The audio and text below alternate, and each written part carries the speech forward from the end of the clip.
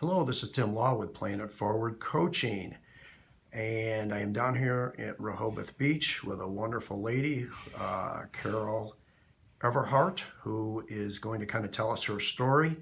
And she definitely knows everybody who's anybody here in Rehoboth Beach and beyond. So, Carol, welcome, and tell us a little bit about yourself, please. Well, I came to the Delaware shore in 1979. I worked in Ocean City for a number of years. I had a small business called Events by Everhart that I did on the side. And I applied for a contracted position to do an event with the Rehoboth-Dewey Beach Chamber of Commerce in 1989. I've been here ever since. I've seen it grow, succeed. We started an event, the Sea Witch Festival, which has been going on for 31 years now and is tremendously successful. We run the visitor center, we run a chamber admin office, and we run the kiosk on the boardwalk. It's been a wonderful experience. This is something that I guess I dreamed could happen, but I started actually as a contracted event coordinator with the chamber, and now I'm lucky enough to serve as their president and CEO. Yeah, well, as I go around town, Carol, and I mention your name, everybody gets a big smile on their face. So you're well known, you're well loved, and just do a phenomenal job here. Now, I know we went through kind of a challenging time this past year as far as COVID was concerned. Everybody experienced it. Yes. And I really believe that from what I've seen down here in Rehoboth so far, you guys are coming through on the other side of it, okay? But what's your perspective on how that's gone for you in the great town of Rehoboth and beyond? Well, of course, like everyone else, when this first happened in early 2020, everything shut down. There was no tourism. The guidance was changing all the time, which confused the visitor, and our businesses, the chamber, our residents, everyone suffered through that.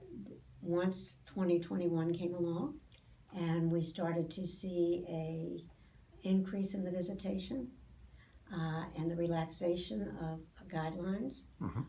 We have just been luckily inundated with visitors, because that's our economic engine. Sure. Tourism is our economic engine here, and people love it. We have the boardwalk, we have the beach, you have nightlife, you have wonderful, we're called the culinary capital on the culinary coast. So you have 100 eateries, walk-to eateries, just in downtown Rehoboth. Dewey Beach, to me, is like a cruise ship. On one side of the street you have the bay, and on the other side of the street you have the ocean, and it is known for family and fun as well as nightlife. And of course, Route 1 offers not only additional restaurants and additional retail, but you also have the outlets out there. And because we're tax-free, we're very popular just for a shopping reason. So we've seen it completely turn. Biggest problem right now is, like everywhere else, there's a shortage of staff. And that has concluded with some businesses having to actually reduce hours or sometimes even close for a day or two. It's getting a little better. The pay has certainly increased. We're 3 times above the current hourly wage, so the free market really took care of that hourly wage long before the legislators had to do anything. Sure. No, that makes a lot of sense. Carol, you and I talked before we got started on this as far as the number of people that visit here. Tell us the numbers, because they're absolutely phenomenal in a good way, stunning actually. So go ahead and share that with us, please. Well, we keep track of our visitation through a traffic count. So we put a traffic count that year-round, just coming into Rehoboth, and we will receive 4 million plus visitors a year into Rehoboth annually. We also receive 9 million to the entire beach community. So Fenwick up to Lewis, we're going to see 9 million people. So we just take the traffic count, we take out a third because that's people working here or just going through, and we only utilize 1.2 persons per vehicle. So it's a very conservative figure. We know why they love it, and they do, and they really come from a area that supports about 20 million plus people. So it's Mid-Atlantic, Ohio, New York, New Jersey, Pennsylvania, Maryland, Virginia, DC, and Delaware. Yeah, no, it is a beautiful place. We've been down here for many years now and everything. And as far as what advice would you give?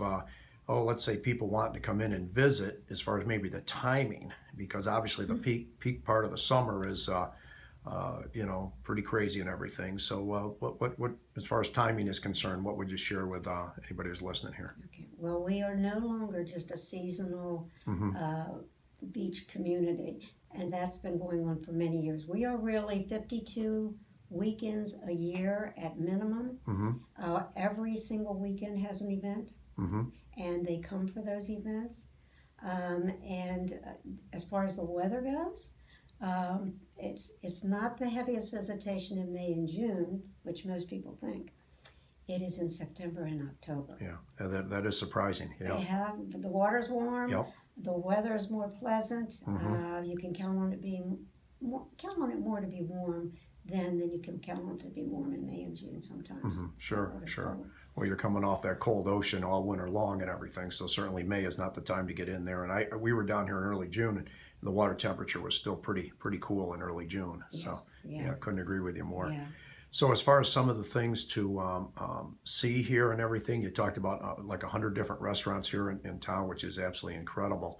Of a great beach, good boardwalk and everything. And what do you have to say as far as some of the the business owners and everything that you come across? It seems to be a very upbeat group of people here overall.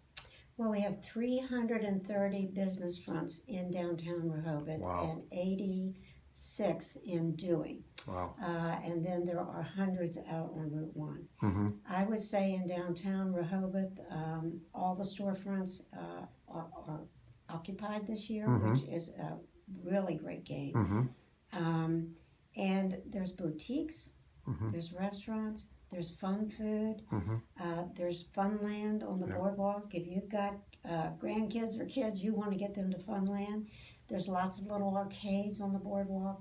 So you have a real mix in 1 mile square. So the boardwalk's 1 mile long. Right. So, some people would say, well, that's your fun carnival honky tonk. Okay, it is fun.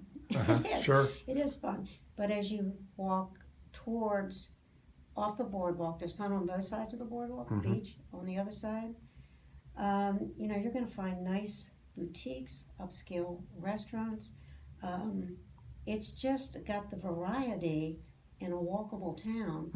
And we always say it's really, really hard to keep the charm of yesterday, but give you today's amenities. Sure. They struggle with that, just like all small towns do.